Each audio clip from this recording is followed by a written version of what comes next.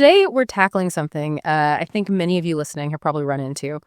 How do you actually master motivation when you're learning English? It's such a common hurdle, isn't it? You get that first burst of excitement maybe, but then it fades and you're left wondering, how do I keep this going? Yeah. So our deep dive today isn't really about finding some magic secret for being excited all the time. It's more about finding those practical, sustainable ways to make real progress, even on the tough days. That's exactly right. And what the sources show us is, well, these breakthroughs in English, the consistency, it doesn't just come from theory. It really comes from a whole load of personal stories, people's real experiences, and strategies you can actually use. Things that show how tiny daily habits can add up to really incredible changes, even when it feels super difficult. Okay, let's unpack that straight away then, because one of the biggest myths, I think, is that motivation has to feel like excitement. Yeah. Like if you don't feel motivated, you just don't do anything. But our sources are pretty clear, aren't they? That real lasting motivation, it's built. Through habits. Exactly. Through consistency. Even on those days where you feel frustrated, maybe you just don't want to look at another verb table. It's this shift in perspective that's key. Less waiting for inspiration, more deliberately building a routine. Think about Ahmed from Egypt. He had this big dream, right? Working for an international company. Yeah. But English just felt like this huge, huge mountain. And he was worried about sounding foolish. A very common fear. Absolutely. But his secret wasn't some big revelation. It was tackling that mountain with really small steps, tiny, achievable steps. Okay, so how did he make that feel less daunting? What did he actually do? Well, his approach was quite simple, really brilliant, actually. He committed to learning just 5 new words a week. Just 5. Just 5. But, and this is crucial, he made sure he actually used them in real conversation. Okay. Not just memorizing lists, precisely. And his internal talk was just as vital. He sort of adopted this mindset. Okay, even if I make mistakes, I'm still learning. That mental shift changed everything for him. It wasn't perfect, far from it. But by consistently applying those small bits of learning and kind of embracing the errors, he landed a job, a global company in Dubai, within 2 years. Wow. That's really powerful. It really shows that motivation isn't some constant feeling you have to maintain. It's more like the result of building those habits. Yes. Especially when you're facing that fear, that very real fear of making mistakes in a new language. Which leads us nicely to this idea of consistency over intensity. That seems critical. It really is. If you look at the bigger picture, it's clear. Steady, continuous effort usually wins out over those big sporadic bursts of studying, like Sarah, a nurse in the Philippines. She was under immense pressure, had to pass the IELTS exam. Right, the big English test for moving abroad. Exactly. And she's doing this while raising 2 small kids and working night shifts. Her secret wasn't, cramming for 6 hours one day and then doing nothing for a week. No way. Instead, she committed to just 30 minutes. Yeah. Every single day, no matter what. 30 minutes daily. Yeah. With that kind of schedule. That's incredible discipline. So what did those little daily sessions look like for her? And why was that approach so effective, do you think?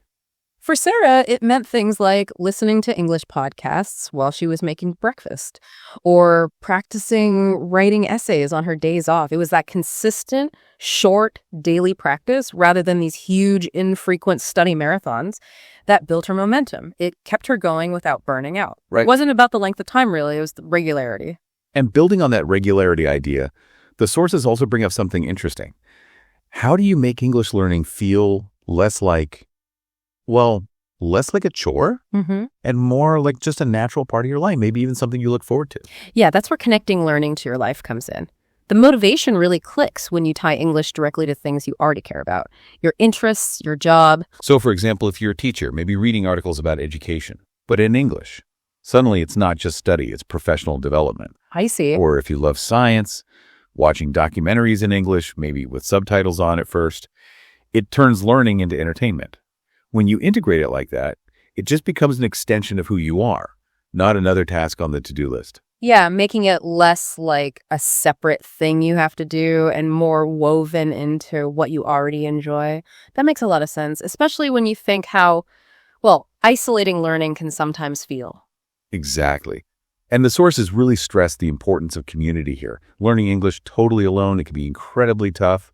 And that feeling of being isolated, that can just, kill your motivation. I can definitely imagine that. It's hard enough staying accountable to yourself, right? Mm-hmm. And then there's the fear of mistakes, which makes you maybe hesitant to practice with others. So how do communities help with those specific anxieties?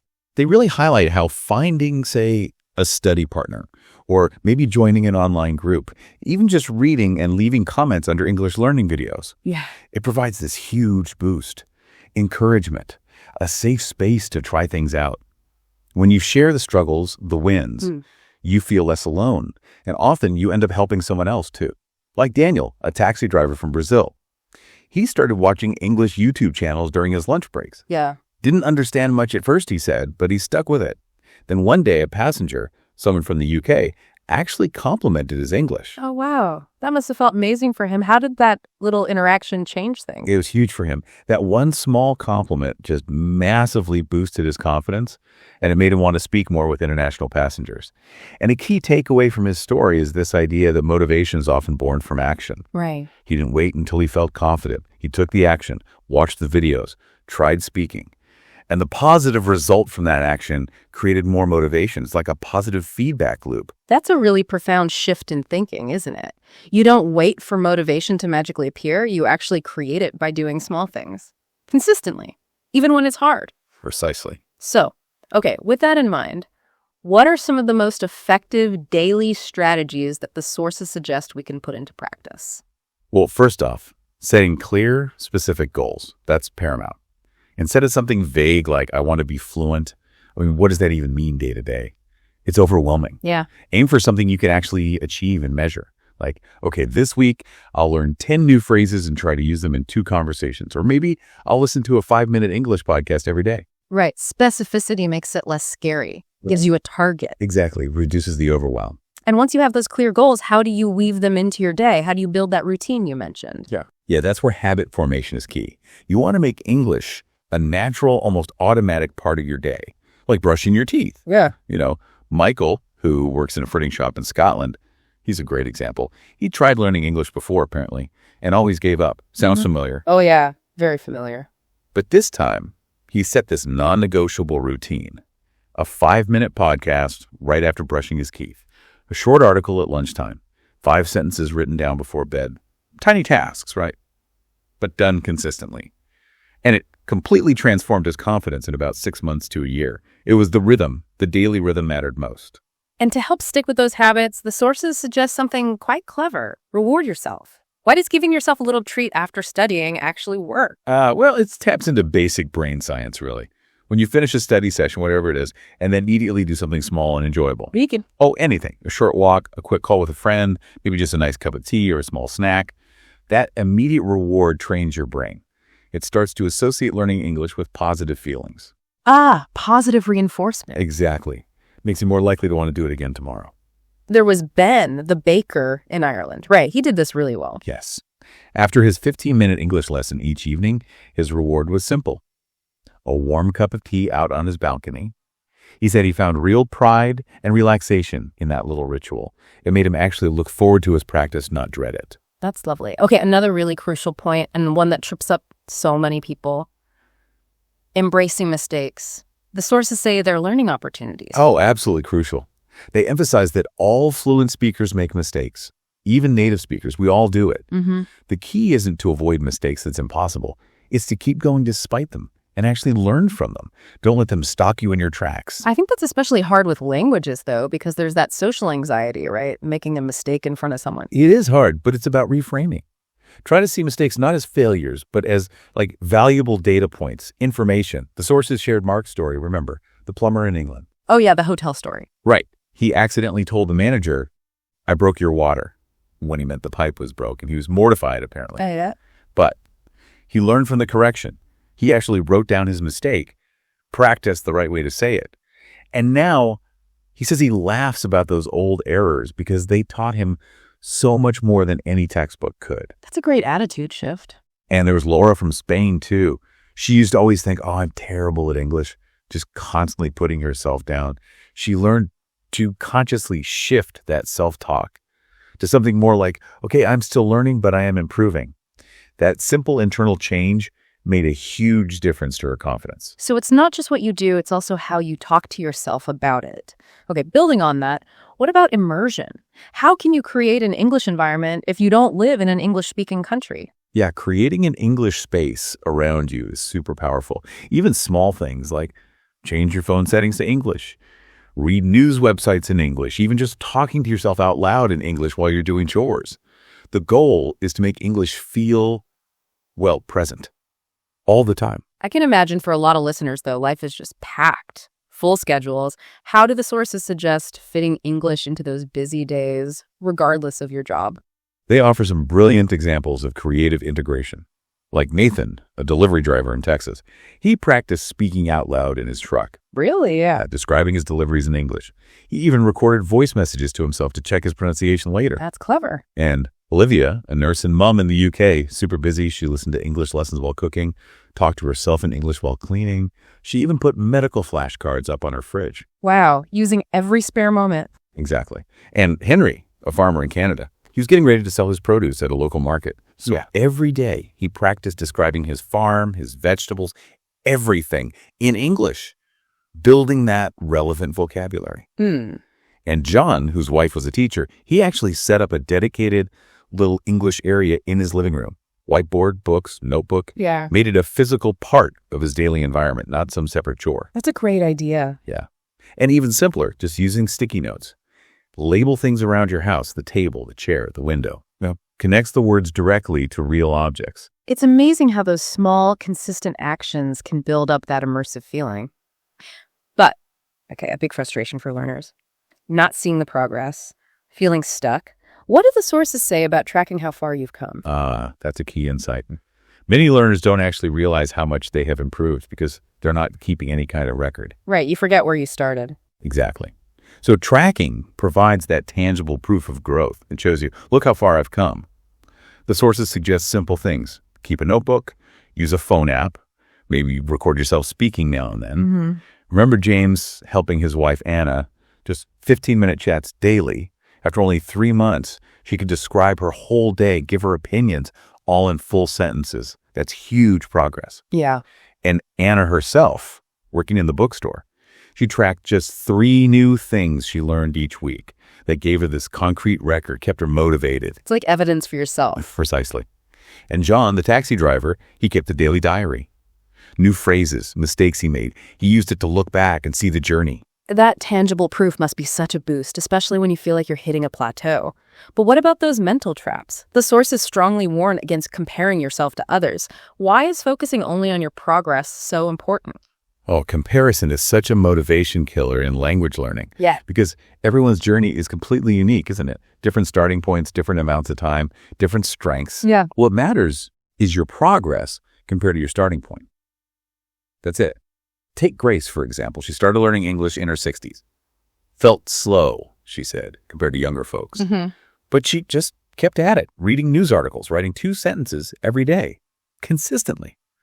And after a year, she'd made really significant progress for her. That's inspiring. Her story just reminds us, consistency beats speed. Personal growth is the only real metric. Okay, and speaking of hurdles, let's talk tiredness, burnout. So common when you're learning something demanding like a language. The sources acknowledge feeling tired is totally normal. What do they suggest doing about it? Yeah, acknowledging it is the first step. Yeah. It is normal. They suggest breaking tasks down, making them tiny, Yeah. manageable, often called the 5-minute trick. The 5-minute trick. Yeah, like Sarah, the receptionist. After a long shift, feeling drained, she'd just commit to, okay, just 5 minutes of English. That's it. And often she found when she got started, just breaking that initial resistance, she'd find the energy to keep going for longer. But even if she only did 5 minutes, she'd done something. Right, momentum builds momentum. Exactly. And Lucy, another nurse, she had a different approach. When she felt really tired, she allowed herself a day or 2 off, complete rest. Then she'd come back refreshed, more productive. So listening to your body is key. Definitely. Working with your energy, not constantly fighting against it. And for those who like structure, Emma used the Pomodoro technique. Yeah, that's the time management method. Like 25 minutes of focused study, then a mandatory 5-minute break. Helps maintain focus and stops you from just grinding yourself down. Right. Yeah. Builds in conscious rest. Makes sense. Okay, another big mental tool, positive self-talk. You mentioned Laura earlier. Why is our internal dialogue so incredibly important for language learning? Because that inner voice, that narrative you tell yourself, it can either massively help you or seriously hinder you, especially with something like language, where frustration and feeling not good enough are so common. Yeah, it's easy to get down on yourself. It is. But look at Lily, a student from Poland. She often felt stupid, she said, when she didn't understand things. But she learned to actively talk to herself like she would talk to her friend. Kindly. Supportively. So what would she say? Things like, okay, I'm doing my best right now. It's okay if I don't get this yet. I'll understand more tomorrow. That simple shift, being her own cheerleader, really boosted her confidence and her resilience. Becoming your own best coach, essentially. Exactly. Okay, so you're learning all this new stuff, new words, grammar. How do you actually make it stick? Because forgetting things is also super demotivating. Oh, absolutely. Regular review is essential.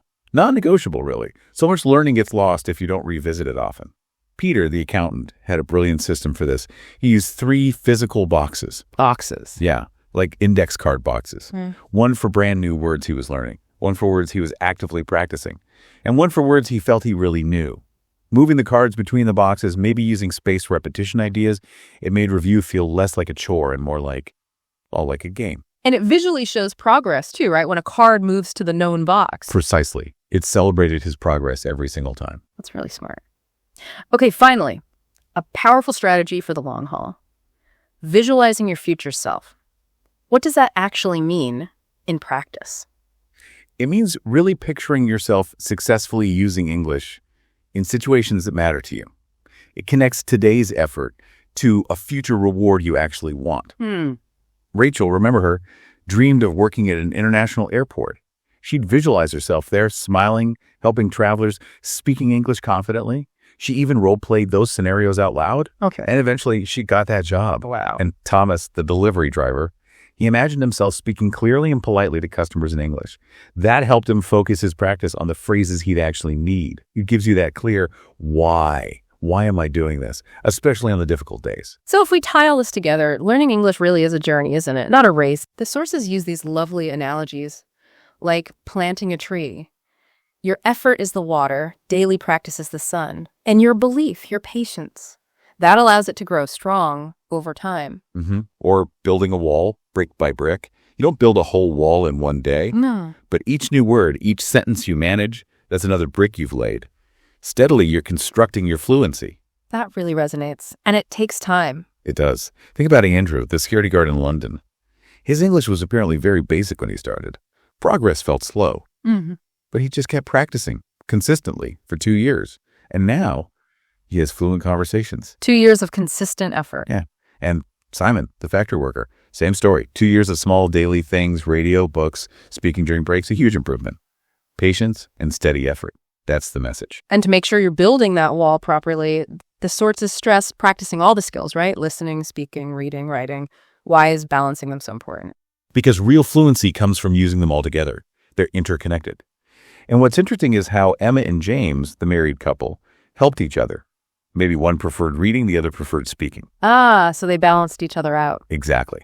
They supported each other's weaker areas, made it more fun, less lonely, ensured they covered all the bases. And speaking of not being lonely, remember, you don't have to figure it all out alone. The sources really push asking for help. Yes. Teachers, friends, online communities, getting feedback, getting support, it's crucial. It's not a sign of weakness. Not at all.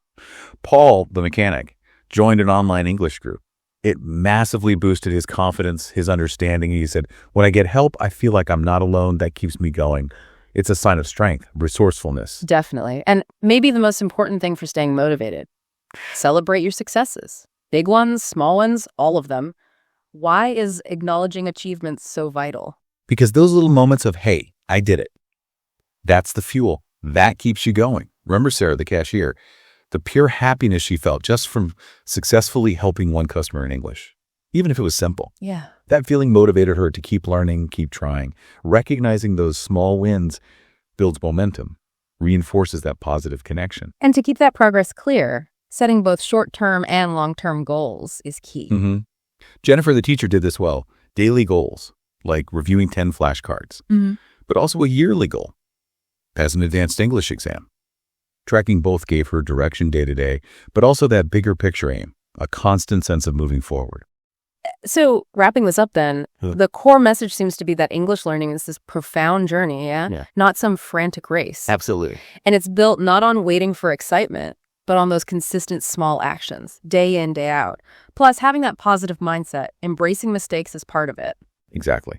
And these strategies, they come from real people's experiences. That's what makes the process sustainable. And actually, dare I say it, enjoyable eventually. You absolutely can make it enjoyable. It really boils down to showing up for yourself, doesn't it? Day after day, brick by brick, even when it feels like nothing's changing. It does. So maybe as you finish listening, as you go about your day, here's something to think about. What's one small, consistent action you can start today? Something that will build your English proficiency brick by brick, even on those days when motivation feels low. Something that moves you just a little bit closer to that future version of yourself you imagined.